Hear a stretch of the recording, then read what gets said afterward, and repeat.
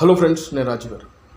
Janasena, BJP, Telugu Desam ఈ alliance ప్రకటించిన తర్వాత సీట్ల లెక్క ఒక కొలిక్కి వచ్చిందని అనుకున్నాం. కానీ బీజేపీ వీళ్ళకు ఈ కూటమికి రోజుకో ట్విస్ట్ ఇస్తూ ఉంది. బీజేపీకి 10 ఎమ్మెల్యే స్థానాలు అలాగే 6 ఎంపీ స్థానాలను కేటాయించింది జనసేన అలాగే తెలుగుదేశం కూటమి. కానీ ఇప్పుడు బీజేపీ మరో ఎమ్మెల్యే స్థానాన్ని పట్టుబడతా ఉంది. అలాగే కొన్ని స్థానాల్లో మార్పులు కూడా కావాలని కోరుకుంటుంది. ఇప్పటికే చూస్తే 6 ఎంపీ స్థానాలకు గాను బీజేపీ తీసుకున్న దాంట్లో విజయనగరం కూడా ఉంది మొన్నటి వరకు. ఆ తర్వాత మాకు విజయనగరం మాకు వద్దు, మాకు రాజంపేట నియోజకవర్గం కావాలని పట్టుబట్టి ఆ స్థానాన్ని తీసుకున్నారు. అలాగే అనకాపల్లి స్థానం కూడా తెలుగుదేశం పార్టీకి కేటాయించింది, పట్టుబట్టి ఆ స్థానాన్ని కూడా బీజేపీ తీసుకోవాల్సి వచ్చింది. అలాగే ఇప్పుడు కొన్ని ఎమ్మెల్యే స్థానాలని కూడా బీజేపీ పట్టుపట్టి తీసుకోవాలని ప్రయత్నం చేస్తూ ఉంది. అందులో చూస్తే సోము వీర్రాజు గారికి అనపర్తి సీట్లు కన్ఫర్మ్ చేసింది. అయితే అది అధికారికంగా ఇంకా ప్రకటించలేదు. వాస్తవానికి బీజేపీ తీసుకున్న ఈ 10 స్థానాలు ఇప్పటి వరకు అధికారిక ఒక ప్రకటన అయితే రాలేదు. అయితే ఈ అనపర్తి అనే స్థానం రాజమండ్రి పార్లమెంటు స్థానం కిందికి వస్తుంది, ఆ పరిధిలోకి వస్తుంది.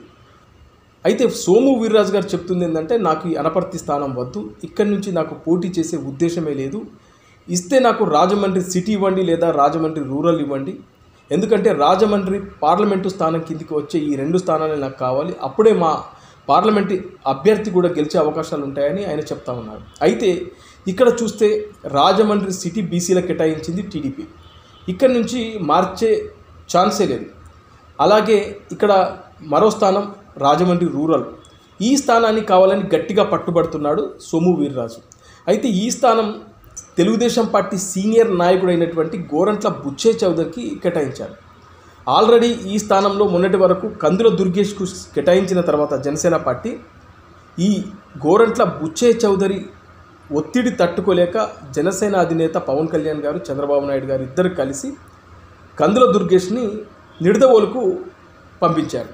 ఇప్పుడు అలాంటి స్థానం సోము వీర్రాజు గారు పట్టుబడతా ఉన్నారు. నాకు ఇస్తే ఈ స్థానం ఇవ్వండి, లేదంటే మాకు అనపర్తి అక్కర్లేదు అని చెప్పేసి గట్టిగా పట్టుబడతా ఉన్నారు. నిన్న బీజేపీ ఆంధ్రప్రదేశ్ ఎన్నికల ఇన్ఛార్జిగా వచ్చినటువంటి అరుణ్ సింగ్ కూడా ఇదే మాట చెప్పాడు. మేము 10 స్థానాలు కాదు, మేము 11 స్థానాలు పోటీ చేస్తున్నాం, మాకు మరో స్థానం కూడా రాబోతుందని ఆయన చెప్పాడు.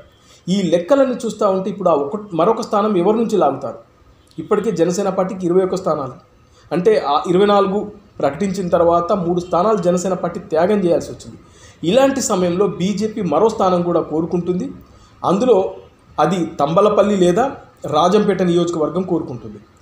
అంటే రాజంపేట నియోజకవర్గం ఆల్రెడీ పార్లమెంటు స్థానం బీజేపీకి కేటాయించారు. ఇప్పుడు ఇస్తే రాజంపేట ఎమ్మెల్యే కూడా మాకే కావాలి, ఎమ్మెల్యే స్థానం కూడా మాకే కావాలి, అలాగే తంబలపల్లి నియోజకవర్గం కూడా ఈ రెండిట్లలో మాకు ఏదో ఒకటి కావాలని పట్టుబడుతూ, అలాగే మాకు అనపర్తి అక్కర్లేదు, మాకు రాజమండ్రి రూరల్ కానీ రాజమండ్రి సిటీ కానీ కావాలని బీజేపీ పట్టుబడతా ఉంది. ఏంటి ఎలా వీళ్ళకు అడ్జస్ట్ చేయాలి అనే విధంగా పెద్ద ఎత్తున చర్చలు జరుగుతూ ఉన్నాయి. ఇలా బీజేపీ తెలుగుదేశం జనసేనకి రోజుకో ట్విస్ట్ ఇస్తూ ఉంది. ఎందుకంటే అలయన్స్లోకి వచ్చిన తర్వాత పైచేయి వాళ్ళదే ఉంది, ఎందుకంటే కేంద్రంలో అధికారంలో ఉన్నారు. ఇప్పుడు వీళ్ళని బీజేపీని ఏరుకోరు తెచ్చుకున్నారు కాబట్టి, ఎందుకంటే ఇక్కడ లోకల్లో ఎలక్షనీరింగ్ పర్ఫెక్ట్గా జరగాలంటే బీజేపీ అవసరమని ఇటు తెలుగుదేశంకి జనసేనకు బాగా తెలుసు కాబట్టి, వాళ్ళు అలయన్స్లో ఉండాలి కాబట్టి వాళ్ళు ఇప్పుడు ఏది అడిగినా ఇవ్వాల్సిన పరిస్థితి ఈ 2 పార్టీలకు ఉంది. మరి ఎలా డిసైడ్ చేస్తారో చూద్దాం.